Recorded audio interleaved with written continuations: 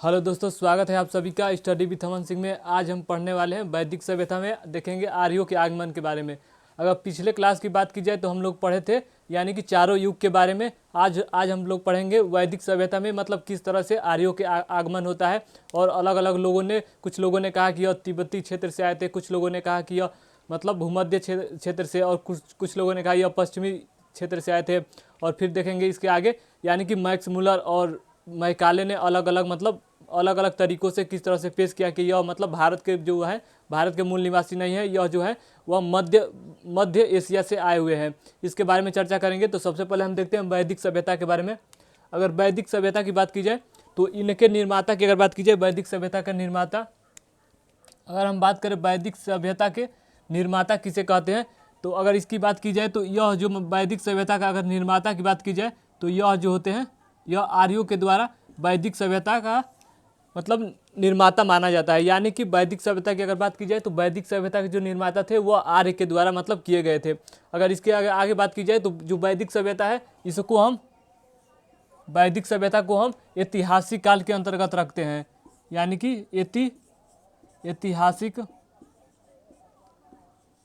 ऐतिहासिक काल के अंतर्गत इसको हम रखते हैं। अगर ऐतिहासिक काल की बात की जाए तो इसमें हम लोग देखेंगे यानी कि लिखित साक्ष्य भी मिले और पुरातात्विक साक्ष्य भी मिले, उसे ही बोला जाता है ऐतिहासिक काल। और हड़प्पा की अगर बात की जाए तो इस पिछले हम क्लास में देखे थे कि अगर हड़प्पा आदि इतिहास काल जो है वह हड़प्पा के अंतर्गत आता है। यानी कि इसमें पुरातात्विक साक्ष्य भी मिले और लिखित साक्ष्य भी मिले, लेकिन लिखित साक्ष्य को पढ़ा ना जा सके। लेकिन अगर इसकी बात की जाए ऐतिहासिक काल की, तो इसमें हमको पुरातात्विक साक्ष्य भी मिले और लिखित साक्ष्य भी मिले, लेकिन लिखित साक्ष्य को हम लोग पढ़ सके, उसको बोला जाता है ऐतिहासिक काल।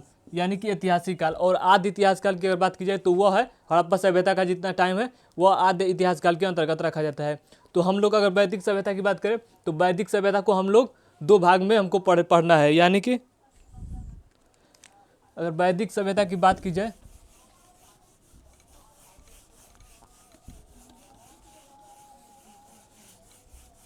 तो वैदिक सभ्यता को हमको दो भागों में मतलब बांट कर पढ़ना है। अगर पहले की बात की जाए तो पहले को बोला जाएगा मतलब पूर्व वैदिक काल, पूर्व वैदिक काल, या इसको बोला जाएगा ऋग्वैदिक काल। और दूसरा है वह है उत्तर वैदिक काल। दूसरा है उत्तर वैदिक काल। यानी कि हम लोगों ने देखा वैदिक सभ्यता को हमको दो भागों में मतलब बांट कर पढ़ना है। पहला जो है पूर्व वैदिक काल, या इसे ऋग्वैदिक काल भी बोला जाता है, और दूसरा जो है वह है उत्तर वैदिक काल। अगर पूर्व वैदिक काल की बात की जाए तो इसका जो टाइम है वह 1500 बीसी से 1000 बीसी को माना जाता है। यानी कि इसका जो टाइम है 1500 बीसी से 1000 बीसी। अगर इसकी बात की जाए तो इसका जो टाइम है वह 1000 से 600 बीसी के अंतर्गत इसका टाइम माना जाता है। यानी कि उत्तर वैदिक काल 1000 बीसी से 600 बीसी इसका टाइम है। यानी कि हम लोग देख रहे हैं वैदिक सभ्यता के बारे में। वैदिक सभ्यता की बात की जाए तो हम लोग इसको दो भागों में बांट कर पढ़ेंगे। जो पहला है पूर्व वैदिक काल, या इसे ऋग्वैदिक काल भी कहते हैं, इसका जो टाइम है 1500 बीसी से 1000 बीसी। अगर इसकी बात की जाए उत्तर वैदिक काल की तो यह 1000 बीसी से 600 बीसी के अंतर्गत इसका टाइम माना जाता है। अगर इसकी बात की जाए मतलब इसमें विभाजन क्यों हुआ, अगर उत्तर वैदिक सभ्यता की बात की जाए तो इसमें विभाजन का जो मुख्य कारण माना जाता है, यानी कि विभाजन का मुख्य कारण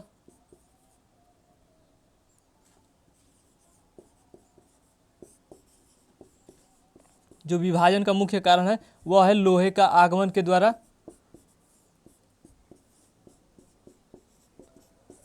लोहे के आगमन के द्वारा इस मतलब वैदिक सभ्यता जो है उसको मतलब दो भागों में बांट दिया गया। यानी कि जब लोहे का आगमन होता है तो इसको दो भागों में बांट दिया जाता है। यानी कि एक पूर्व वैदिक काल, या इसे ऋग्वैदिक काल भी कहते हैं, और जो दूसरा है वह उसे उत्तर वैदिक काल भी कहते हैं। यानी कि जब लोहे का आगमन होता है तो इसको दो भागों में विभक्त कर दिया जाता है। अब हम इसके आगे देखते हैं वैदिक सभ्यता के बारे में।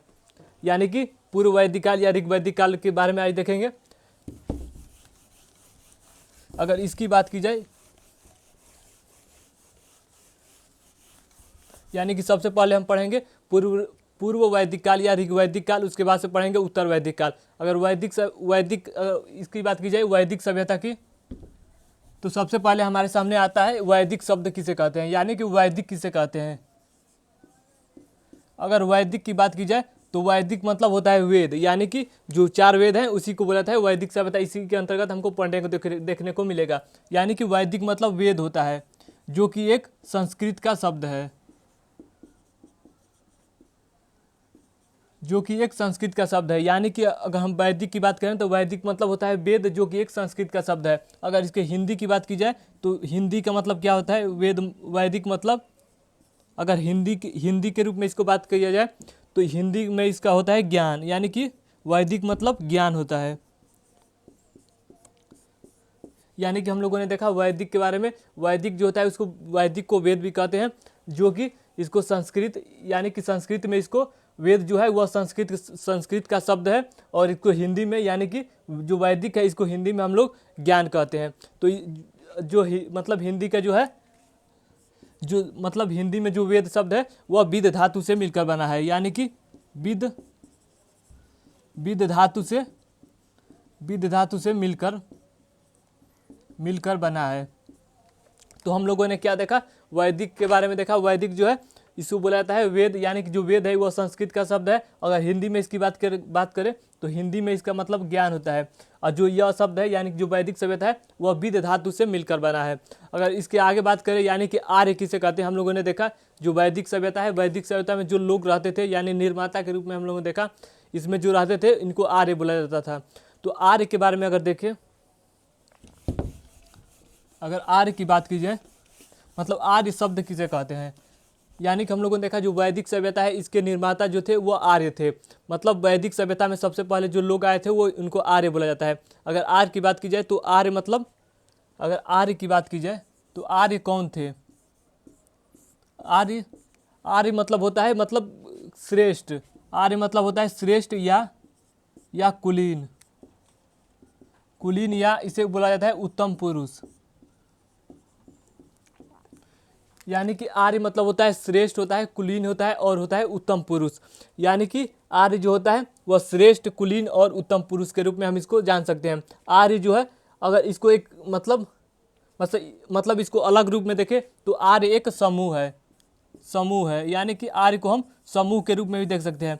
आर्य मतलब ऐसा समूह नहीं जिसमें जात पात को मतलब अलग अलग डिवाइड किया गया है, ऐसा कुछ नहीं है। यानी कि आर्य मतलब सभी श्रेष्ठ, सभी वर्गों में जो श्रेष्ठ होता है उसी को बोला जाता है आर्य। यानी कि हम लोगों ने देखा आर्य मतलब क्या होता है, श्रेष्ठ, कुलीन या इसे उत्तम पुरुष भी कर सकते हैं। लेकिन अगर व्यापक रूप से देखें तो इसको मतलब आर्य का जो शब्द है इसको समूह के रूप में हम बोल सकते हैं। लेकिन समूह में ऐसा समूह ये नहीं कि मतलब अलग अलग कास्ट के लोग मतलब इसमें श्रेष्ठ होंगे, ऐसा कुछ नहीं है। यानी कि सभी जैसे वर्ग है, जैसे कोई काम अलग कर रहा है, कोई काम अलग कर रहा है, तो उसमें जो श्रेष्ठ होगा उसी को बोला जाता है, वही होगा आर्य। तो हम लोगों ने वैदिक सभ्यता के बारे में देखा। सबसे पहले इसको 2 भागों में मतलब बांटा गया था।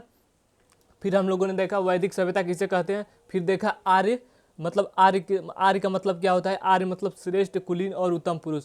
अब इसके आगे देखेंगे मतलब आर्य सबसे पहले कहाँ से आए थे और अलग अलग लोगों ने इसके बारे में क्या मत दिया है।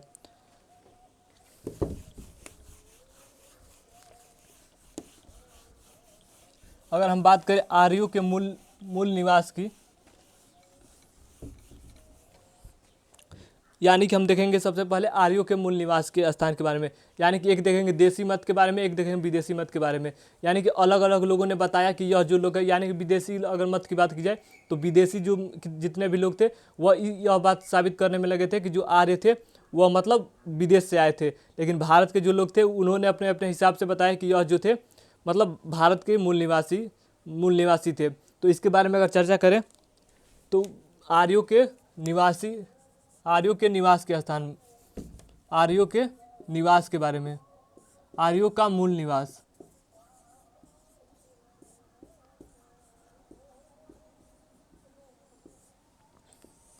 अगर आर्यों के मूल निवास के बारे में बात की जाए तो सबसे पहले हमको देखने को मिलेगा देसी मत, उसके बाद से देखेंगे विदेशी मत के बारे में। अगर देसी मत की बात की जाए तो सबसे पहले हमारे सामने आएंगे बाल गंगाधर तिलक। यानी कि अपना मत इन्होंने क्या दिया, सबसे पहले आते हैं बाल गंगाधर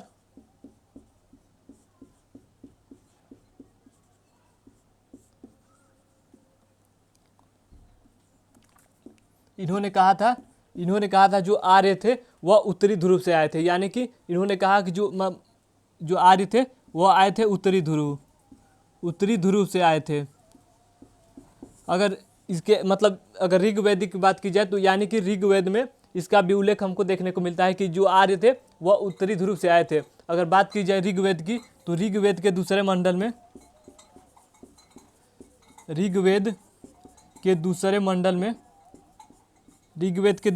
हमको यह बात देखने को मिलता है, यानी कि इस बात की चर्चा देखने को मिलती है कि जो मतलब अगर बात की जाए तो 6 महीने का, यानी कि ऋग्वेद के दूसरे मंडल में हमको यह स्पष्ट होता है कि जो मतलब 6 महीने का दिन और 6 महीने का रात हमको देखने को मिलता है। यानी कि अगर 6 महीने का दिन और 6 महीने की रात की बात की जाए तो यह हमको उत्तरी ध्रुव या दक्षिण ध्रुव पर देखने को ही मिलेगा। लेकिन अगर दक्षिण ध्रुव की बात की जाए तो यहाँ पर जीवन संभव नहीं है। लेकिन इस बात से हमको स्पष्ट होता है कि ऋग्वेद के दूसरे मंडल से यह बात स्पष्ट होता है कि जो मतलब अगर उत्तरी ध्रुव पर जीवन संभव है तो यह जो है बाल गंगाधर तिलक की बातें हमको मतलब सही साबित करती है। यानी कि ऋग्वेद के दूसरे मंडल में 6 महीने का दिन और 6 महीने का रात हमको देखने को मिलता है। यानी कि इससे स्पष्ट होता है कि इनकी जो बातें हैं, यानी कि उत्तरी ध्रुव का जो बातें हैं यह मतलब सही साबित होता है, क्योंकि दक्षिण ध्रुव की बात की जाए तो यहाँ पर जीवन संभव नहीं है, लेकिन यह जो है उत्तरी ध्रुव पर मतलब यह जो बात है वह सही है। तो हम लोगों ने देसी मत में पहला देखा, इन्होंने बाल गंगाधर तिलक ने कहा था जो मतलब आर्य थे वह उत्तरी ध्रुव से आए थे। इन्होंने एक पुस्तक भी लिखा था the Arctic home of the Vedas, यानी कि इन्होंने एक पुस्तक लिखा था द आर्कटिक ऑफ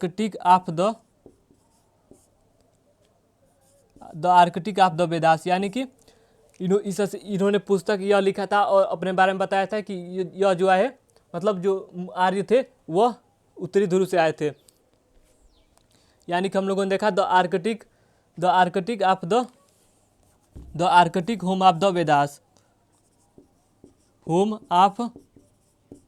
वेदास, यानी कि सबसे पहले हम लोगों को देखा बाल गंगाधर तिलक के बारे में। इन्होंने बताया था कि जो मतलब आर्य थे वो आए थे उत्तरी ध्रुव से, और इन्होंने एक पुस्तक भी लिखा है the Arctic home of the Vedas. इस पुस्तक में इन्होंने यह बात बताया है कि मतलब जो आर्य आए थे वो आए थे उत्तरी ध्रुव से। यानी कि हम लोगों ने देसी मत में पहले के बारे में देखा। अगर इसके आगे बात की जाए जो दूसरे व्यक्ति हैं,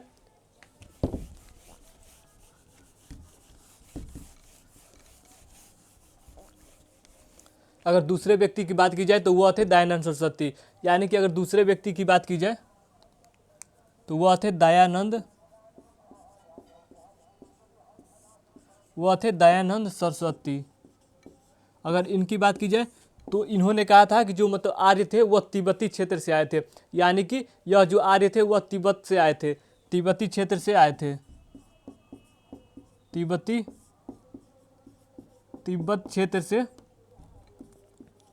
से आए थे।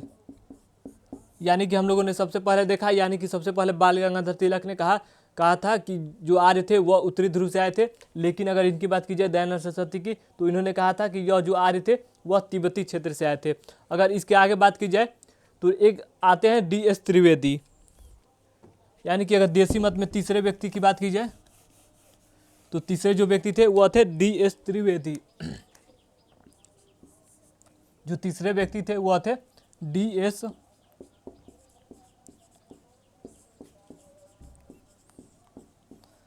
त्रिवेदी। तो यानी कि हम लोगों ने 2 व्यक्ति के बारे में देखा।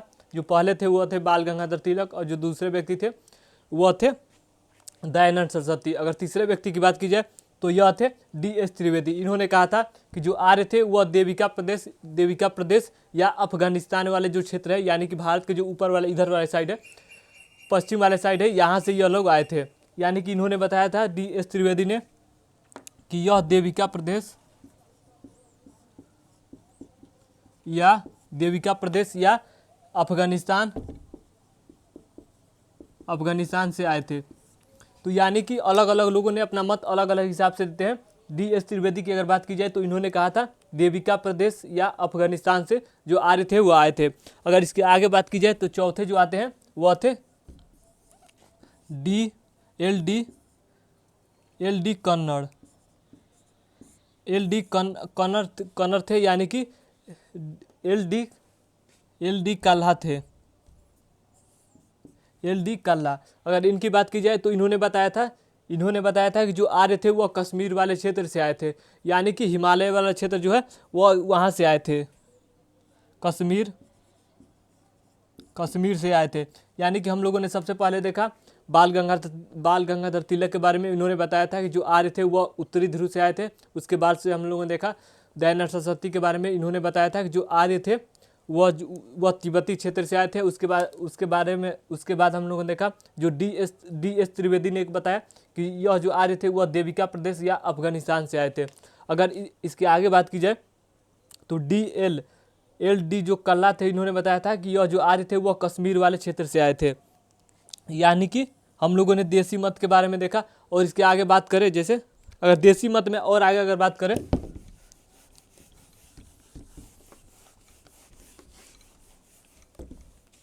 अगर देसी मत में और इसके आगे अगर बात की जाए तो हमको देखने को मिलता है, एक थे संपूर्णानंद नंद और एक थे अविनाश चंद्र दास। एक थे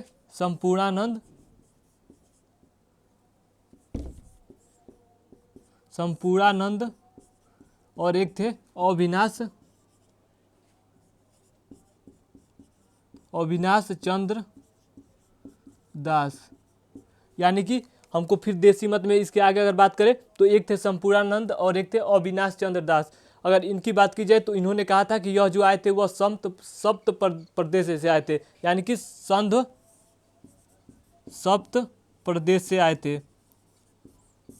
यानी कि अगर इनकी बात की जाए तो संपूर्णानंद और अविनाश चंद्र ने कहा था यह जो आए थे वह सप्त सैंध प्रदेश से आए थे। यानी कि सप्त सैंध की अगर बात की जाए तो यानी कि 7 नदियों का जो समूह है। आगे हम देखेंगे यानी कौन कौन सी नदी है और उसके उपनाम के बारे में देखेंगे। तो यानी कि इन्होंने कहा था संपूर्णानंद और अविनाश चंद्र दास की अगर बात की जाए तो इन्होंने कहा था कि यह जो आर्य थे वह सप्त सैंध प्रदेश से, यानी कि जो 7 नदियाँ है वहाँ पर वह निवास करते थे और जो नदियाँ है उनको मतलब नदियों की जानकारी थी। यह जो थे वह वहाँ से ही आए थे। अगर इनकी बात की जाए तो इन दोनों में एक बार विवाद होता है, विवाद होता है और हमको देखने को मिलता है। यानी कि विवाद की वजह से जो कुछ लोग जो थे, यानी कि इनके जो मानने वाले लोग थे और कुछ लोग इनके जो मानने वाले लोग थे, इन दोनों में एक बार विवाद होता है। जो कि ये जो मानते थे वह मानते थे अग्नि देवता को और ये जो मानते थे वह मानते थे वरुण देवता को। और यानी कि जो अग्नि थे वो अग्नि थे, यानी कि जो अग्नि की अगर बात की जाए तो यह देवताओं के रूप में इनको माना जाता था। और इनको अगर बात की जाए तो इनको असुर के देवता के रूप में माना जाता था। यानी कि इन लोगों के बीच एक बार विवाद होता है और हमको देखने को मिलता है कि जो इनके यानी कि इनके मानने वाले लोग थे यह जीत जाते हैं, जिसकी वजह से जो आर्य थे यानी कि जो अलग अलग लोग थे वह मतलब भारत में ही रह जाते हैं। लेकिन जो वरुण को मानने वाले थे वह हारने के कारण यह जो थे वह ईरान चले जाते हैं। और जो भारत में रह जाते हैं इन्हीं को इन्होंने आगे चलकर आर्य के रूप में इनको दर्जा दिया गया। लेकिन यह बात सही है कि नहीं इसका मतलब पुष्टि नहीं हो पाया। लेकिन यह दोनों के बीच में हमको विवाद देखने को मिलता है। यानी कि यह जो थे अग्नि को मानते थे और ये जो मानते थे अरुण को मानते थे। तो हम लोगों ने देखा यह संपूर्णानंद और अविनाश चंद्र दास की अगर बात की जाए तो इन्होंने बताया था कि यह सप्त सैंध प्रदेश से आए थे। अगर इसके आगे बात की जाए यानी कि गंगानाथ झा की अगर बात की जाए,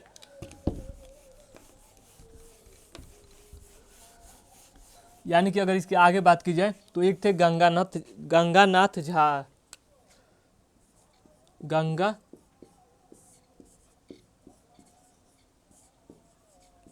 अगर गंगानाथ झा की बात करें तो यह भी अपना मत जो इनसे था काफ़ी अलग दिए थे। अगर इनकी बात की जाए तो यह बताए थे कि जो दोआब वाला क्षेत्र है, दोआब वाला क्षेत्र यानी कि इन्होंने बताया था कि जो दोआब वाला क्षेत्र है या ब्रह्म ऋषि जो प्रदेश है,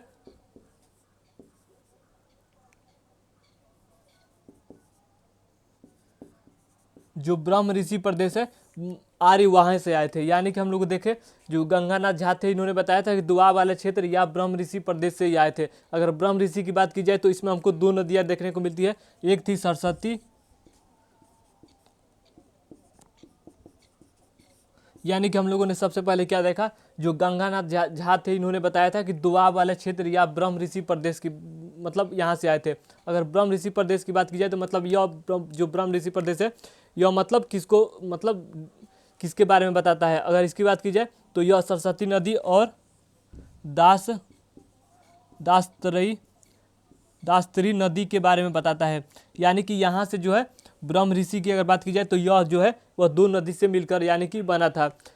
तो हम लोगों ने देखा गंगानाथ झा के बारे में देखा, यह जो था वह दुआब वाले क्षेत्र में या ब्रह्म ऋषि प्रदेश से, यानी कि गंगानाथ झा ने बोला था कि यह दुआब वाले क्षेत्र या ब्रह्म ऋषि प्रदेश यानी कि सरस्वती और जो द्रास्ती नदी है यहाँ वाले क्षेत्र से यह लोग आए थे। अगर इसके आगे बात की जाए तो जो छौवा थे वह थे राजबली पांडे।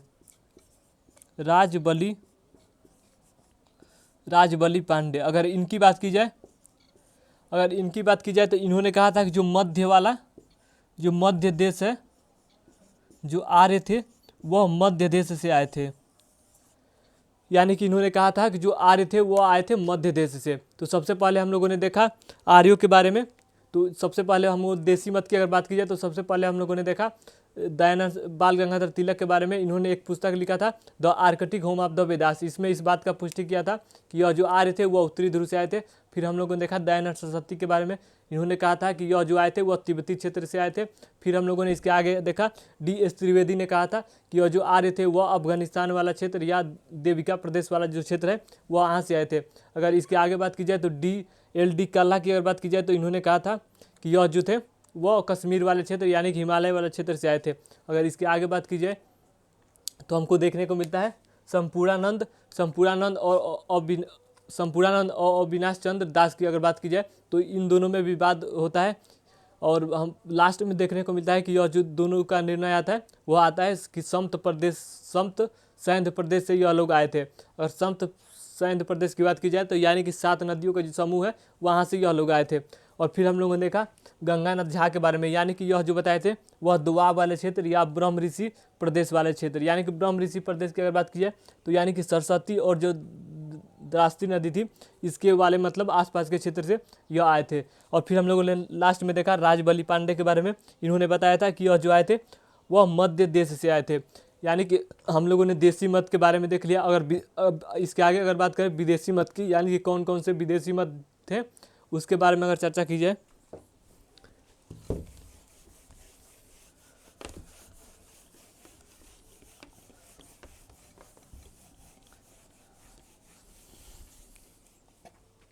अगर हम बात करें विदेशी मत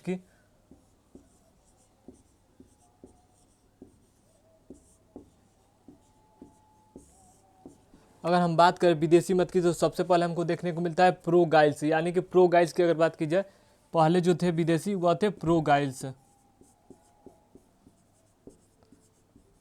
अगर प्रो गाइल्स की बात की जाए तो इन्होंने कहा था कि जो मतलब आर्य थे वो आए थे हंगरी से। यानी कि अगर प्रो गाइल्स की बात की जाए तो इन्होंने बताया था कि जो आर्य थे वह आए थे हंगरी से। अगर इसके आगे की बात की जाए यानी कि इन्होंने बताया था जो प्रो गाइल्स थे उन्होंने बताया कि जो आर्य थे वह आए थे हंगरी से। मतलब यह आए थे हंगरी से मतलब जो प्रो गाइज थे इन्होंने मतलब ऐसा क्या देख लिया कि इन्होंने बताया कि यह जो आए थे वह हंगरी से। तो सबसे पहले अगर बात की जाए तो हंगरी में इन्होंने देखा कि जिस तरह के घोड़े यानी कि यहाँ पर देखने को मिलता है वैदिक सभ्यता के अंतर्गत देखने को मिलता है उसी प्रकार के घोड़े यानी कि हंगरी में भी हंगरी से यहाँ के घोड़े के अवशेष और हंगरी के घोड़े के अवशेष मतलब मेच खा रहे हैं। इसीलिए इन्होंने कहा प्रो गाइस ने कहा कि यह जो थे वह हंगरी से आए थे। यानी कि घोड़े का साक्ष्य देखा। फिर नदी की जो सुंदरता थी और अगर इसकी आगे बात की जाए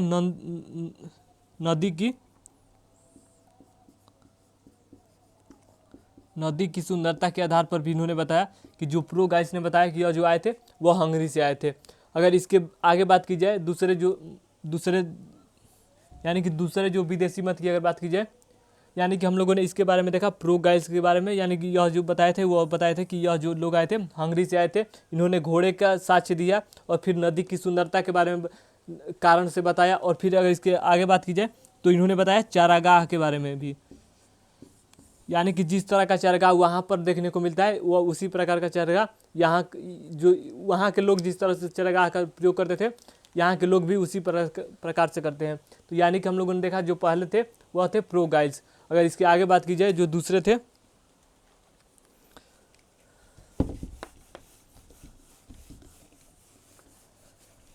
यानी कि हम लोगों ने पहले विदेशी मत के बारे में देखा। अगर दूसरे की बात की जाए तो वह थे पेनका थे। अगर पेनका की बात की जाए यानी कि अगर पहला हम लोगों ने देखा, अगर दूसरा की बात की जाए तो वह थे पेनका। अगर पेनका की बात की जाए तो इन्होंने कहा था कि जो आर्य थे वह आए थे जर्मनी वाले क्षेत्र से। यानी कि पेनका की अगर बात की जाए तो इन्होंने बताया कि आर्य जो थे वह थे जर्मनी से आए थे। इन्होंने देखा क्या, इन्होंने देखा कि यानी कि उनके गोरे रंग को देखकर बताया कि यह जो थे वह जर्मनी से आए थे। यानी कि सबसे पहले इन्होंने गोरे रंग को देख के बताया कि जो आर्य थे वह आए थे मतलब जर्मनी वाले क्षेत्र से आए थे। अगर जो दूसरे की बात करें तो उनके सफ़ेद जो बाल थे, सफ़ेद बाल को भी इन्होंने देखकर बताया कि यह जो आए थे वो मतलब जर्मनी वाले क्षेत्र से आए थे। तो हम लोगों ने दो लोगों के बारे में देखा। विदेशी मत की बात की जाए तो सबसे पहले प्रो गाइड्स के बारे में देखा, उसके बाद से पेनका के बारे में देखा। अगर प्रो गाइड्स की बात की जाए तो सबसे पहले इन्होंने देखा चारागाह के कारण, फिर घोड़ा के कारण, फिर मतलब नदी की जो बनावट है उसके कारण से इन्होंने बताया कि यह जो आए थे वह हंगरी से आए थे। यानी कि अगर प्रो गाइड्स की बात की जाए तो इन्होंने बताया था कि हंगरी से आए थे। अगर इनकी बात की जाए पेनका की तो यह बताए थे कि यह जो मतलब आर्य थे वह जर्मनी से आए थे। अगर इसके आगे बात की जाए मैक्स मूलर की, यानी कि मैक्स मूलर से भी पहले एक वैज्ञानिक थे जो थे विलियम जोन्स। अगर विलियम जोन्स की बात की जाए, अगर सर विलियम जोन्स की बात की जाए, तीसरे जो व्यक्ति थे वह थे सर विलियम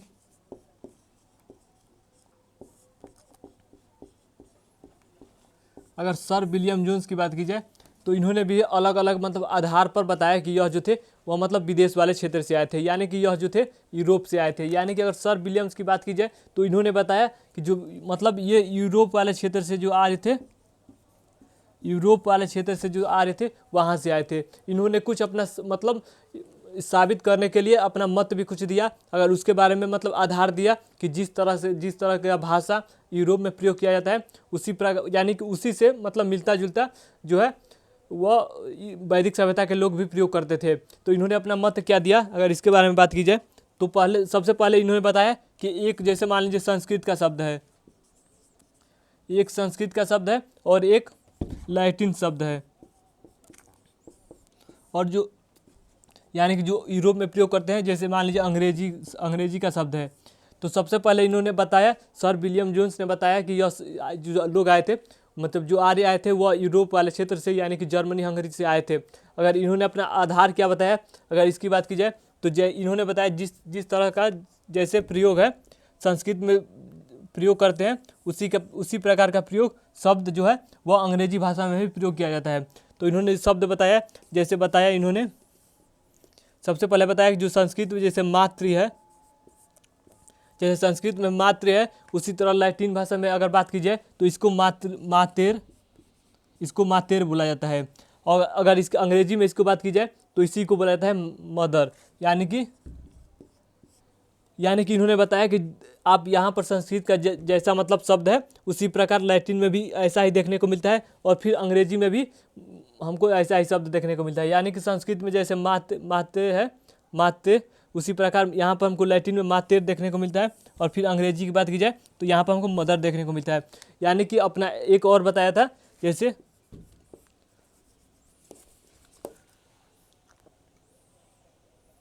यानी कि एक बताया था और पितृ, यानी कि इसका मतलब होता है पातेर। यानी कि लैटिन भाषा में इसको देखा जाए तो इसको पातेर बोला जाता है, और इसमें देखा अगर बात की जाए अंग्रेजी में तो इसको बोला जाता है फादर। तो यानी कि इन्होंने बताया, सर विलियम जोन्स ने बताया कि यह जो आए थे वह यूरोप वाले क्षेत्र से आए थे। और लोगों ने पूछा कि आप आधार बताइए, तो यह इस आधार पर बताया कि यानी कि जिस तरह का यानी कि वैदिक सभ्यता के लोग प्रयोग करते हैं शब्द, उसी प्रकार का हम लोग यानी कि अंग्रेज जो है, अंग्रेजी का जो शब्द है वह मतलब मिलता जुलता शब्द हमको देखने को मिलता है। इसी कारण से इन्होंने बताया, सर विलियम जोन्स ने बताया कि यह जो थे आर्य थे वह आए थे यानी कि यूरोप वाले क्षेत्र से आए थे। तो इसके आगे अगर बात की जाए, यानी कि एक और जो आते हैं मैक्स मूलर की अगर बात की जाए, तो इन्होंने बताया था कि यह जो आए थे वह मध्य क्षेत्र से, यानी कि मध्य क्षेत्र से आए थे। अगर उसकी उनके बारे में चर्चा की जाए,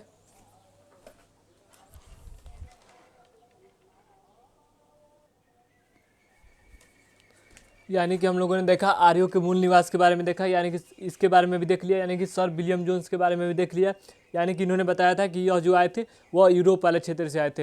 अगर इसके आगे बात की जाए अगर इसके आगे बात की जाए मैक्स मूलर की, तो मैक्स जो मूलर थे वह इनकी बात अगर बात की जाए तो मैक्स मूलर की, तो इनकी बात लगभग पूरी तरह से स्पष्ट नहीं है, लेकिन इनकी बात ही लगभग सच मानी जाती है। यानी कि इन्होंने बताया था मैक्स मूलर ने कि यह जो आए थे वह मध्य एशिया से आए थे या बैक्टीरिया वाला क्षेत्र से आए थे। अगर इनकी बात की जाए मैक्स मूलर की, तो मैक्स मूलर की बातें लगभग सत्य मानी जाती है। अगर इनकी बात की जाए तो इन्होंने बताया था कि यह जो क्षेत्र आए थे, मतलब यह जो आए थे वह आए थे मध्य एशिया से आए थे। अगर इनकी बात की जाए तो इनकी बात ही लगभग पूरी तरह से सच मानी जाती है, लेकिन पूरी तरह से स्पष्ट नहीं हो पाया है। यानी कि हम कल जब देखेंगे कि 1918 यानी कि 2018 में जब पी.बी. सिंधे के द्वारा यानी कि बैठक होती है, यानी कि 2018 की बात करें, तो इसमें इस बात का स्पष्ट होता है कि यह जो आए थे वह मध्य एशिया से नहीं आए थे, यानी कि यह जो आए थे वह भारत के ही निवासी थे। यानी कि जब 2018 में बैठक होती है पी.बी. सिंधे के नेतृत्व में, तो यह बात स्पष्ट होती है। यानी कि वहाँ पर राखी गढ़ी में ऐसे ऐसे मतलब जो हड्डियों के अवशेष मिलते हैं, जिससे स्पष्ट होता है कि जो हड़प्पा सभ्यता है उसके अवशेष और इनके डीएनए जो है, यानी कि आर्यों के जो डीएनए है वह मेच खा रहा है। इससे स्पष्ट होता है कि यह जो आर्य थे वह मतलब भारत के ही निवासी है। तो कल इसके बारे में हम चर्चा करेंगे। आज हम देखते हैं यानी मैक्स मूलर के बारे में। अगर मैक्स मूलर की बात की जाए तो इन्होंने कहा था कि यह जो आए थे वह मध्य एशिया से आए थे। यह जो इन्होंने बताया, इन्होंने दो प्रकार के विशेषता के बारे में बताया। यानी कि एक जो बताया इन्होंने, एक बताया साहित्यिक रूप में और एक बताया पुरातात्विक के रूप में। अगर साहित्य की बात की जाए तो इन्होंने बताया था एक ईरान का ग्रंथ है जेद अवस्था। यानी कि इन्होंने बताया कि ईरान का एक ग्रंथ है जेद अवस्था। इसमें जिस तरह का शब्द हमको देखने को मिलता है उस तरह का शब्द हमको यानी कि वैदिक जो संस्कृति है उसके अंतर्गत हमको देखने को मिलता है। यानी कि मैक्स मूलर ने बताया कि यह जो क्षेत्र आए थे, मतलब यह जो आए थे वह मध्य एशिया से आए थे। इन्होंने मतलब दो प्रकार के बारे में बताया। यानी कि जो पहला बताया था वह साहित्य के रूप में बताया था और एक था पुरातात्विक के रूप में। अगर साहित्य की बात की जाए तो इन्होंने बताया था कि ईरान ग्रंथ में जेद अवस्था में जिस तरह का मतलब शब्द हमको देखने को मिलता है उसी प्रकार का जो शब्द है वह वैदिक सभ्यता में हमको देखने को मिलता है। अगर पुरातात्विक की बात की जाए तो 1400 बीसी में, यानी कि पुरातात्विक जब खुदाई होती है तो इससे स्पष्ट होता है कि यह जो थे वह मध्य एशिया से आए थे। अगर इनकी बात की जाए तो 1400 बीसी में बुगजुकोई, जो कि तुर्की में पड़ता है बुगजुकोई, यहाँ पर हमको 4 प्रकार की चीज़ें देखने को मिलती है। यानी कि अगर इसकी बात की जाए तो यहाँ पर हमको 4 देवताओं के बारे में जिक्र हमको देखने को मिलता है। अगर इसकी बात की जाए तो सबसे पहले हमको देखने को मिलता है 4 देवताओं के बारे में हमको जिक्र देखने को मिलता है। यानी कि सबसे पहले हमको देखने को मिलता है इंद्र के बारे में, फिर वरुण के बारे में, फिर हमको देखने को मिलता है मित्र के बारे में और फिर नासत्य के बारे में। यानी कि हमको 4 देवताओं के बारे में जिक्र मिलता है, जिससे स्पष्ट हो जाता है यह जो आए थे वह मध्य एशिया से आए थे। अगर वैदिक सभ्यता की बात करें तो वैदिक सभ्यता में इंद्र का भी प्रयोग करते थे, वरुण का भी प्रयोग करते थे और मित्र का भी प्रयोग करते थे। लेकिन अगर नक्षत्र की बात की जाए तो इनकी जगह पर वैदिक सभ्यता में हम लोग अग्नि का प्रयोग करते थे। अगर इनकी बात की जाए नासत्य का मतलब क्या होता है, तो नासत्य इनके लिए यानी कि मध्य एशिया के लिए यह जो थे वह थे चिकित्सा के देवता। यह जो थे वह थे चिकित्सा के देवता। लेकिन अगर वैदिक सभ्यता की बात की जाए तो वैदिक सभ्यता में चिकित्सा के जो देवता थे वह थे अश्विन थे। यानी कि सबसे पहले हम लोगों ने देखा आर्य जो थे वो मतलब आर्य के निर्माता के बारे में, कि आर्य में मतलब जो वैदिक सभ्यता है वहाँ पर कौन लोग रहते थे। तो हम लोगों ने देखा यहाँ पर जो लोग रहते थे वो आर्य रहते थे, उसके बारे में देखा। फिर हम लोगों ने इसके आगे यह जो आए थे मतलब अलग अलग लोगों ने बताया कि आर्य मतलब कहाँ से आए थे। कुछ लोगों ने कहा कि तिब्बती क्षेत्र से आए थे, कुछ लोगों ने कहा उत्तरी ध्रुव से आए थे, कुछ लोगों ने कहा अफगानिस्तान वाले क्षेत्र से आए थे, कुछ लोगों ने कहा संयुक्त प्रदेश से आए थे। और फिर अगर विदेशी की बात की जाए तो कुछ लोगों ने कहा यूरोप से आए थे, कुछ लोगों ने कहा मध्य एशिया से आए थे। अगर बात की जाए सबसे सही की, तो अगर सही की बात की जाए तो सबसे सही माना जाता है कि वह जो आए थे वह मध्य एशिया से आए थे। और कल हम देखेंगे यानी कि जब 2018 में बैठक होती है, 2018 में जब बैठक होती है तो राखी गढ़ी में जब खुदाई होती है तो इससे यह स्पष्ट हो जाता है कि यह जो है वह भारत के आर्य जो थे वह भारत के मूल निवासी थे। लेकिन पूरी तरह से स्पष्ट अभी नहीं हुआ है, लेकिन यह बात स्पष्ट हुआ है कि मतलब आर्य जो थे वह भारत के निवासी भी हो सकते हैं। फिर हम देखेंगे कि इसके आगे यानी कि आर्यों के आगमन के बारे में भी देखेंगे कि यह जो कुछ लोगों ने कहा कि यह जो आए थे वह पश्चिमी वाली साइड से आए थे। तो आज हम लोगों ने देखा यानी कि देशी मत के बारे में, विदेशी मत के बारे में। कल इसके आगे देखेंगे। तो आज के लिए इतना ही, धन्यवाद।